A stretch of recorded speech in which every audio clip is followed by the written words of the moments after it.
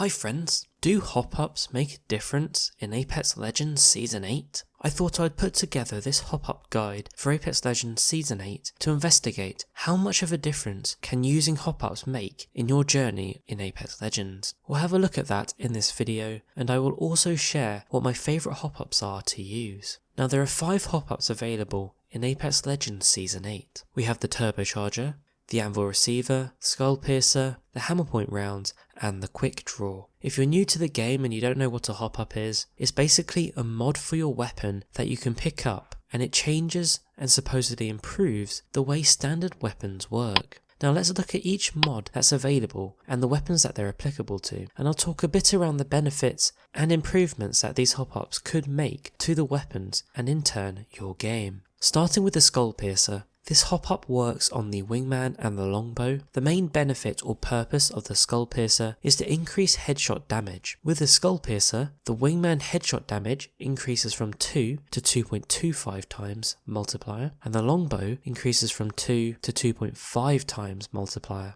So this gives you a rough idea of how much in terms of damage multiplier the Skull Piercer improves these weapons by, but how much of a difference does that really make in the game? Let's look at the damage difference to start with. So for the Wingman, you'll get 8 to 12 more damage per shot with a Skull Piercer, and with a Longbow, you get 28 to 21 more damage per shot. This depends on the type of helmet your enemy has, but you can see these are quite effective damage improvements. And what this really means is someone with a purple shield would actually take 1 less shot to down with a Wingman or a Longbow when you've got the Skull Piercer on. Again, it kind of depends on what helmet they've got, but you will still get a damage boost compared to normal. One thing I did mention earlier, which is one of the difficult points around the Skull Piercer, and that's the fact that it only works with headshots, so body shots and leg shots stay exactly the same in terms of damage. Whether you've got the Skull Piercer or not, you won't get a damage boost for body shots or leg shots. So in reality, the Skull Piercer is only useful if you're able to hit headshots. Otherwise you're not really getting any benefit from using this hop-up. Of course, if you have a Wingman or a Longbow anyway, it's definitely worth picking up because you never know, you might hit a lucky headshot and get that extra damage boost. So it's definitely worth picking up if you can, but in reality, unless you're really good at hitting headshots, you might not see a constant benefit from using the Skull Piercer.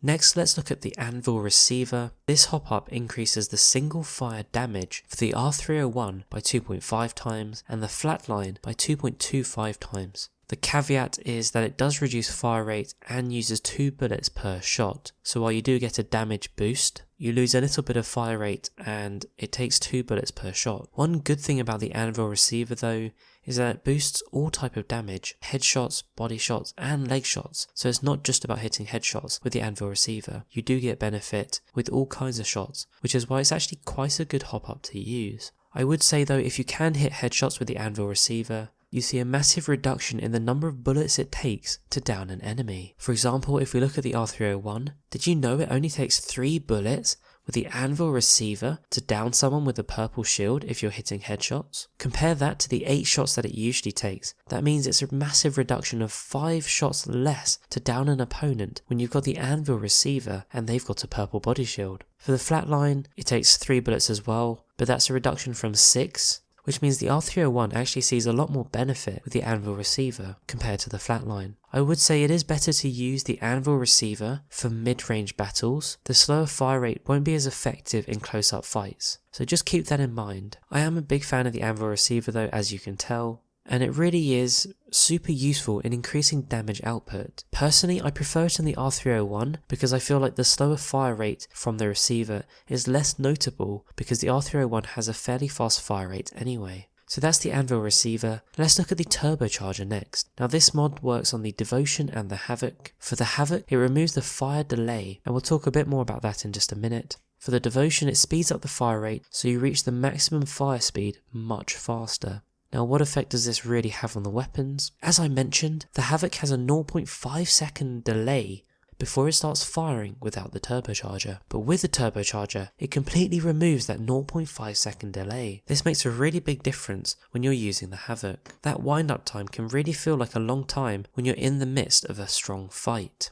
So adding the turbocharger to remove the 0.5 second delay can really have a big difference with the Havoc. For the devotion, there isn't really a delay, but there is a wind up time until you meet the maximum fire speed of the devotion. With the turbocharger, you massively reduce that gap, so you reach that fire up speed much faster. Again, like the Havoc, it's just really useful because you can deal that damage a lot faster. Now let's look at the hammer point rounds. Hammer points work on the P2020 and the Mozambique. The hammer point rounds increase damage to unshielded targets by 2.35 times for the P2020 and 2.26 times for the Mozambique. And this is actually the calculation for how the multiplier actually works. Now I know this calculation is a bit complex, so to put it simply, the damage multiplier only works when an enemy loses their shield. If you shoot a person that has low shields, it will still remove the shield, but then apply to the multiplier to the health part of that damage. Now here's a fun fact, it's actually impossible to down someone with a red Evo shield in one mag with the Mozambique unless you have hammer point rounds. As you can see, it takes 5 shots without hammer points, compared to 4 shots with hammer points. As you know, the Mozambique only has 4 rounds, so you really do need hammer points if you want to use the Mozambique exclusively